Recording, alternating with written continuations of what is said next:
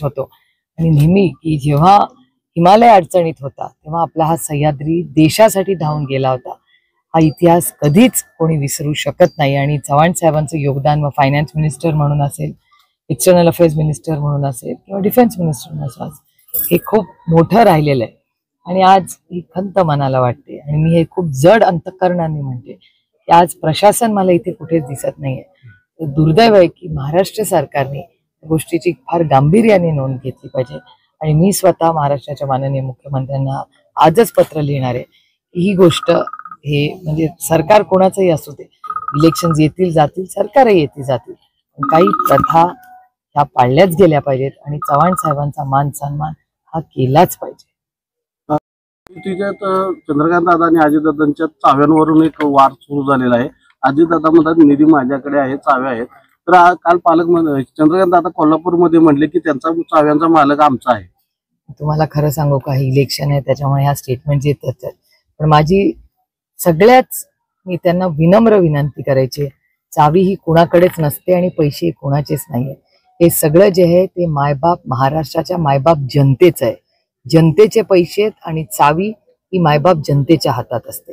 त्याच्यामुळे मला असं नाही वाटत की मला काही याच्यावर अजून काही बोलायचे, कारण एका सशक्त लोकशाहीमध्ये हे अधिकार भारतरत्न डॉक्टर बाबासाहेब आंबेडकरांनी मायबाप जनतेला दिलेले. भोसलेंनी टीका केली, आघाडीला उमेदवार साताऱ्यात नगराध्यक्ष पदाला मिळत नव्हता, त्यांना भाजपचा उमेदवार घ्यावा लागला, आयात करावा लागला, अशी देखील त्यांनी टीका केली. त्यावेळी लोकशाहीमध्ये प्रत्येकाला अधिकार आहेत सगळ्याचे. ते आधी कुठल्या पक्षात होते हो? मला जरा विसर पडलाय त्याचा. असं आहे की भाजप सुद्धा अनेक लोकांचे पक्ष फोडून घेतात. एवढे जर अशा प्रकारचे लोकप्रिय असते त्यांनी केले. आणि लोकशाहीमध्ये आता दोन्ही राजांच्या बद्दलच्या बाबतीत भूमिका मी आज स्पष्ट करत नाही, पण एक महिला आम्ही सक्षमतेने उभी केली आहे. ती कर्तृत्वाने कुठल्याही पक्षात असते ती मोठी होती आणि तिला संधी दिलेली आहे, जनता ठरवेल. काही परळीमध्ये काल वाल्मिक कराडकरांची आठवण धनंजय मुंडेंना झाली, संतोष देशमुख हत्याकांडातील आरोपीची आठवण होते. काय त्यांच्या स्टेटमेंटचा मी जाहीर निषेध करते. कुणाच्या तरी वडिलांची आणि महाराष्ट्राच्या लेकाची हत्या ज्यांनी केली आणि नुसती हत्याने क्रूर हत्या केली आहे, अशा लोकांना फाशीची शिक्षा द्यायला पाहिजे. आणि अशा लोकांबद्दल जर महाराष्ट्रातला कुठलाही नेता त्यांना जर आठवण येत असेल तर त्याचा जाहीर निषेधच केला पाहिजे. आणि मला असं वाटतंय दुर्दैव आहे की अशा प्रवृत्तीला जर कुठल्याही पक्षातून अशा काही त्यांना त्यांच्या आठवणी किंवा त्यांना मदत करण्याची भूमिका केली असेल तर त्या पक्षाच्या नेत्यांना माझी विनम्र विनंती आहे की अशा लोकांना पक्षातून काढून टाकलं पाहिजे. कारण का हे महाराष्ट्राच्या ऐक्यासाठी हे अतिशय घातक आहे. आणि एका क्रूर हत्येमागच्या लोकांची ह्यांना जर आठवण असेल तर त्यांची विचारधारा काय आहे याच्यावरच प्रश्नचिन्ह आहे. परंपरा आहे या ठिकाणी मुख्यमंत्री असतील किंवा उपमुख्यमंत्री हे येत असतात अभिवादन करण्यासाठी, मात्र यावर्षी ह्या सगळ्यांना विसर पडलाय.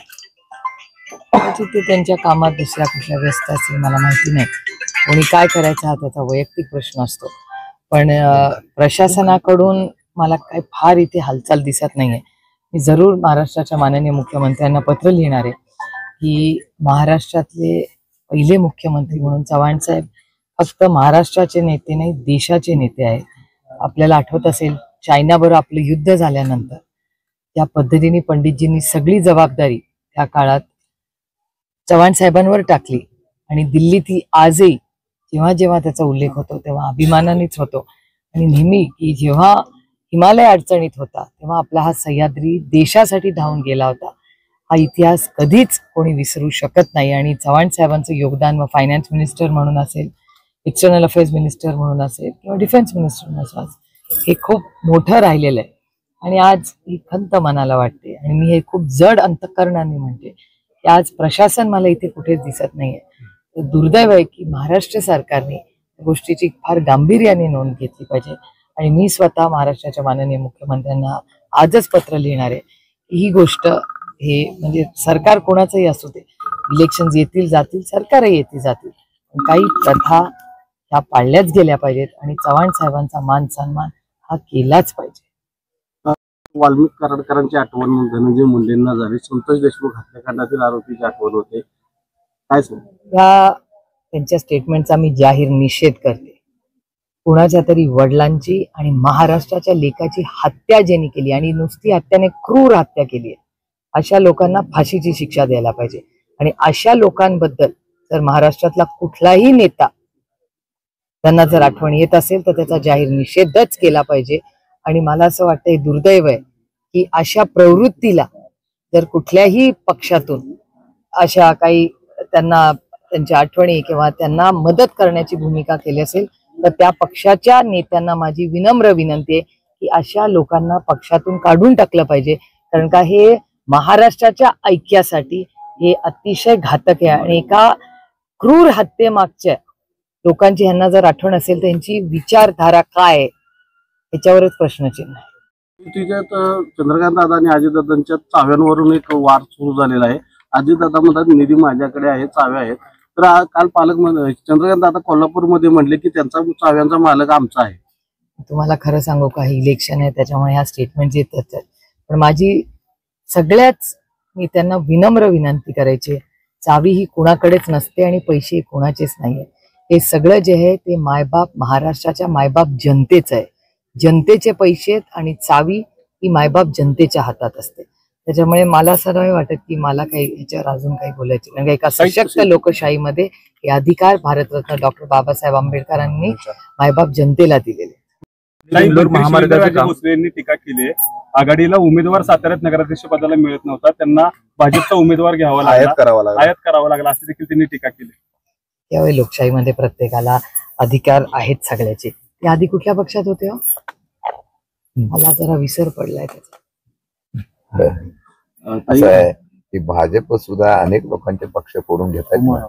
एवढे जर अशा प्रकारचे लोकप्रिय असते त्यांनी केले. आणि लोकशाहीमध्ये आता दोन्ही राजांच्या बद्दलच्या बाबतीत ही भूमिका मी आज स्पष्ट करत नाही, पण एक महिला आम्ही सक्षमतेने उभी केली आहे. ती कर्तृत्वाने कुठल्याही पक्षात असते ती मोठी होती आणि तिला संधी दिलेली आहे. जनता ठरवेल. काही परळीमध्ये काल तिच्यात चंद्रकांत दादा आणि अजितदादांच्या चाव्यांवरून एक वाद सुरू झालेला आहे. अजितदादा म्हणतात निधी माझ्याकडे आहे, चाव्या आहेत. तर काल चंद्रकांत दादा कोल्हापूरमध्ये म्हटले की त्यांचा चाव्यांचा मालक आमचा आहे. तुम्हाला खरं सांगू का, इलेक्शन आहे त्याच्यामुळे ह्या स्टेटमेंट येतात. पण माझी सगळ्याच मी त्यांना विनम्र विनंती करायची, चावी ही कुणाकडेच नसते आणि पैसे कुणाचेच नाहीये. हे सगळं जे आहे ते मायबाप महाराष्ट्राच्या मायबाप जनतेच आहे. जनतेचे पैसे आणि चावी ही मायबाप जनतेच्या हातात असते. त्याच्यामुळे मला असं नाही वाटत की मला काही याच्यावर अजून काही बोलायचे. कारण एका सशक्त लोकशाहीमध्ये हे अधिकार भारतरत्न डॉक्टर बाबासाहेब आंबेडकरांनी मायबाप जनतेला दिलेले. परंपरा आहे या ठिकाणी मुख्यमंत्री असतील किंवा उपमुख्यमंत्री हे येत असतात अभिवादन करण्यासाठी. मात्र यावर्षी ह्या सगळ्यांना विसर पडलाय. ते त्यांच्या कामात दुसऱ्या कुठल्या व्यस्त असतील मला माहिती नाही. कोणी काय करायचं हा त्याचा वैयक्तिक प्रश्न असतो. पण प्रशासनाकडून मला काही फार इथे हालचाल दिसत नाहीये. मी जरूर महाराष्ट्राच्या माननीय मुख्यमंत्र्यांना पत्र लिहिणार आहे की महाराष्ट्रातले पहिले मुख्यमंत्री म्हणून चव्हाण साहेब फक्त महाराष्ट्राचे नेते नाही, देशाचे नेते आहेत.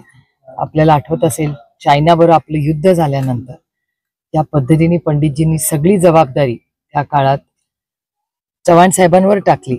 आणि दिल्ली ती आजही जेव्हा जेव्हा त्याचा उल्लेख होतो तेव्हा अभिमानानेच होतो.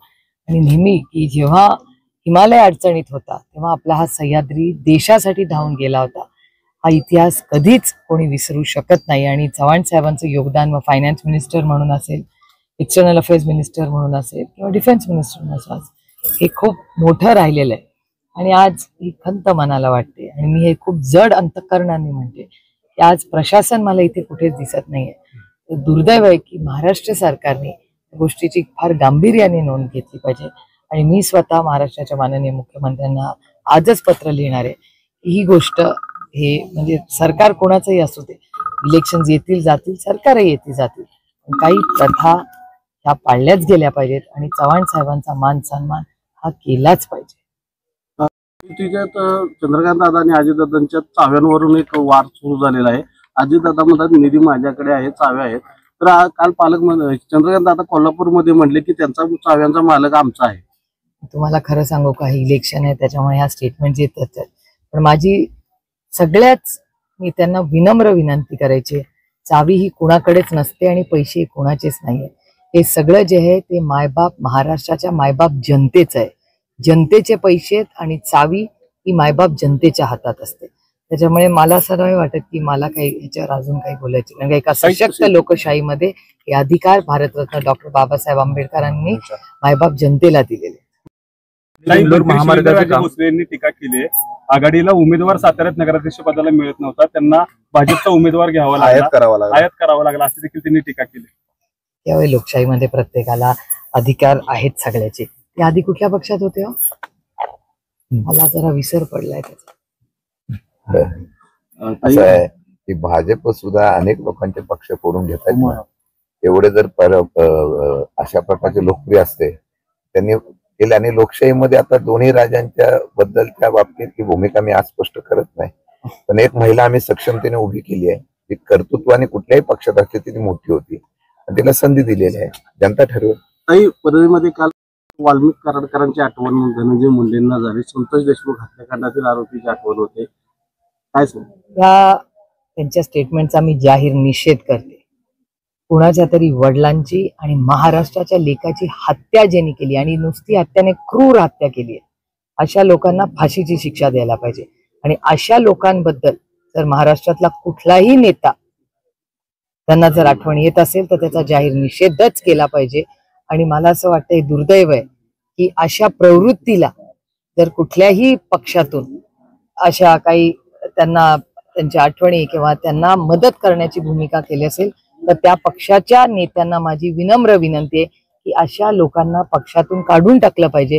कारण का हे महाराष्ट्राच्या ऐक्यासाठी हे अतिशय घातक आहे. आणि एका क्रूर हत्येमागच्या लोकांची ह्यांना जर आठवण असेल तर त्यांची विचारधारा काय आहे याच्यावरच प्रश्नचिन्ह आहे.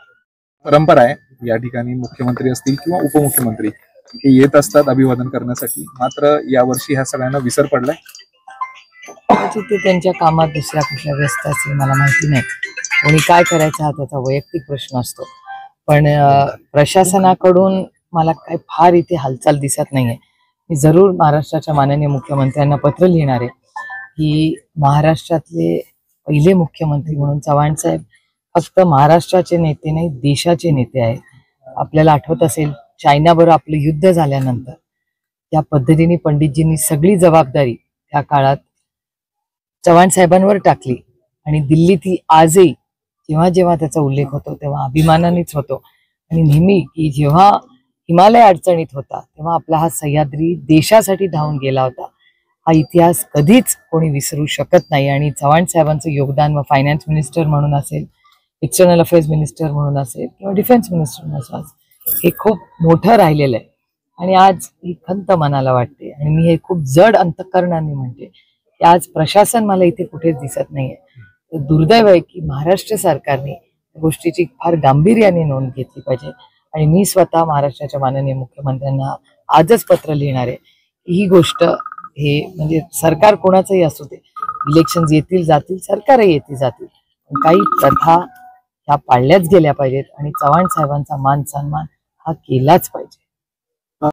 वाल्मिक कराडकरांची आठवण धनंजय मुंडेंना झाली, संतोष देशमुख हत्याकांडातील आरोपीची आठवण होते. काय सांग त्यांच्या स्टेटमेंटचा मी जाहीर निषेध करते. कुणाच्या तरी वडिलांची आणि महाराष्ट्राच्या लेकाची हत्या ज्यांनी केली आणि नुसती हत्याने क्रूर हत्या केली आहे, अशा लोकांना फाशीची शिक्षा द्यायला पाहिजे. आणि अशा लोकांबद्दल जर महाराष्ट्रातला कुठलाही नेता त्यांना जर आठवण येत असेल तर त्याचा जाहीर निषेधच केला पाहिजे. आणि मला असं वाटतंय दुर्दैव आहे की अशा प्रवृत्तीला जर कुठल्याही पक्षातून अशा काही त्यांना त्यांच्या आठवणी किंवा त्यांना मदत करण्याची भूमिका केली असेल तर त्या पक्षाच्या नेत्यांना माझी विनम्र विनंती आहे की अशा लोकांना पक्षातून काढून टाकलं पाहिजे. कारण का हे महाराष्ट्राच्या ऐक्यासाठी हे अतिशय घातक आहे. आणि एका क्रूर हत्येमागच्या लोकांची ह्यांना जर आठवण असेल तर त्यांची विचारधारा काय आहे याच्यावरच प्रश्नचिन्ह आहे.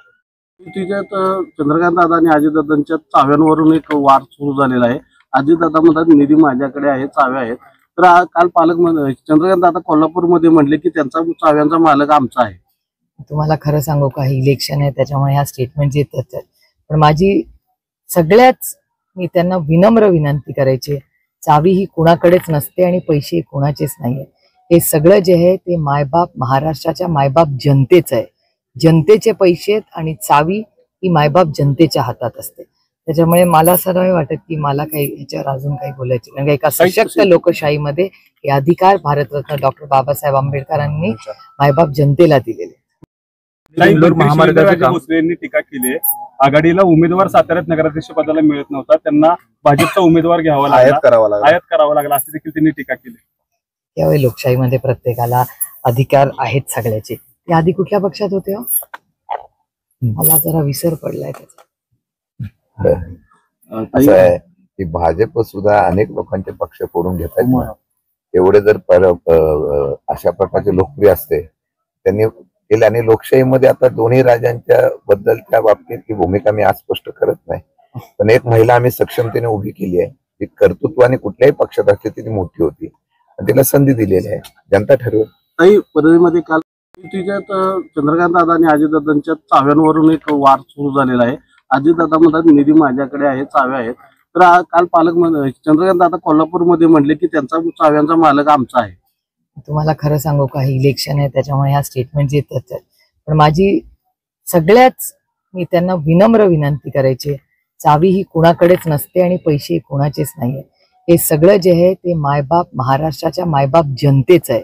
जनतेचे पैसे आहेत आणि चावी ही मायबाप जनतेच्या हातात असते. त्याच्यामुळे मला असं नाही वाटत की मला काही याच्यावर अजून काही बोलायचे, कारण एका सशक्त लोकशाहीमध्ये हे अधिकार भारतरत्न डॉक्टर बाबासाहेब आंबेडकरांनी मायबाप जनतेला दिलेले. परंपरा आहे या ठिकाणी मुख्यमंत्री असतील किंवा उपमुख्यमंत्री हे येत असतात अभिवादन करण्यासाठी, मात्र यावर्षी ह्या सगळ्यांना विसर पडलाय. कदाचित ते त्यांच्या कामात दुसऱ्या कुठल्या व्यस्त असेल, मला माहिती नाही. कोणी काय करायचं हा त्याचा वैयक्तिक प्रश्न असतो, पण प्रशासनाकडून मला काही फार इथे हालचाल दिसत नाहीये. मी जरूर महाराष्ट्राच्या माननीय मुख्यमंत्र्यांना पत्र लिहिणार आहे की महाराष्ट्रातले पहिले मुख्यमंत्री म्हणून चव्हाण साहेब फक्त महाराष्ट्राचे नेते नाही, देशाचे नेते आहेत. आपल्याला आठवत असेल चायनाबरोबर आपलं युद्ध झाल्यानंतर त्या पद्धतीने पंडितजींनी सगळी जबाबदारी त्या काळात चव्हाण साहेबांवर टाकली, आणि दिल्ली ती आजही जेव्हा जेव्हा त्याचा उल्लेख होतो तेव्हा अभिमानानेच होतो. आणि नेहमी की जेव्हा हिमालय अडचणीत होता तेव्हा आपला हा सह्याद्री देशासाठी धावून गेला होता. हा इतिहास कधीच कोणी विसरू शकत नाही. आणि चव्हाण साहेबांचा